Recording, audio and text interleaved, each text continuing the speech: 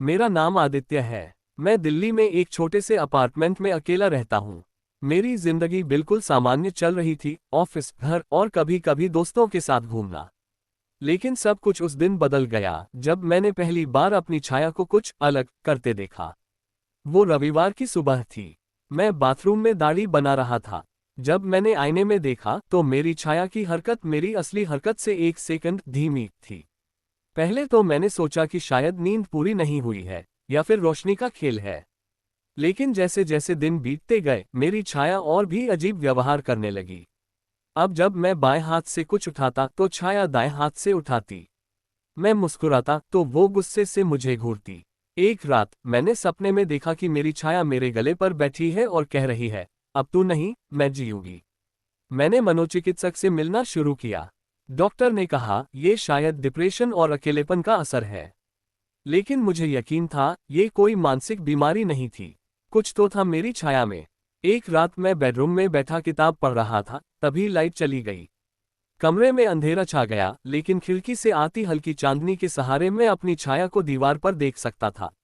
और फिर उसने हिलना शुरू किया, लेकिन मैं हिला नहीं था। मैं जम गया। मेरी छाया दीवार से निकलकर धीरे धीरे मेरी ओर बढ़ रही थी। मैं डर से चीखना चाहता था, लेकिन आवाज नहीं निकली। वो मेरे पास आए और बोली, कितनी बार कहा, मुझे नजरअंदाज मत कर। अब मेरे घर में मैं अकेला नहीं था। हर बार जब मैं अंधेरे में होता, छाया जिंदा हो जाती। वह मुझसे बातें करती, मेरे सवालों का जवाब देती और कभी कभी मुझ पर हंसती भी। मैंने रोशनी से डरना बंद कर दिया था, अब अंधेरा मेरा दुश्मन था। एक दिन मैंने खुद को वीडियो पर रिकॉर्ड करने का सोचा, जब मैं अकेला था।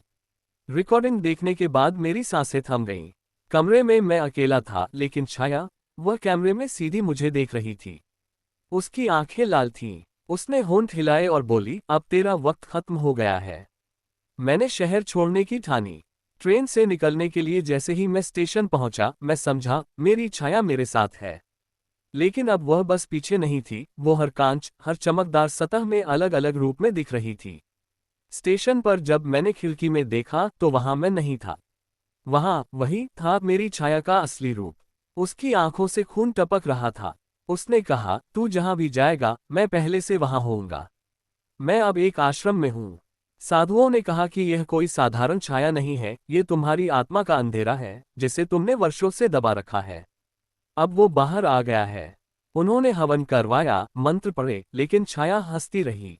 आखिरी रात उसने मुझसे कहा, तू डरता है ना, क्योंकि मैं तू हूँ, तेरा असली रूप। अब मैं नहीं जानता मैं कौन हूँ, आदित्य या वो छाया। मेरी परछाई अब मुझसे अलग नहीं, बल्कि मैं ही हो चुकी है। अब मैं हर दर्पण से डरता हूँ, हर दीवार से, हर लाइट बंद होने से। क्योंकि मुझे अपनी छाया से डर लगता है। अगर आप चाहें, मैं इस कहानी का ऑडियो, स्क्रिप्ट फॉर्मेट या वीडियो स्टाइल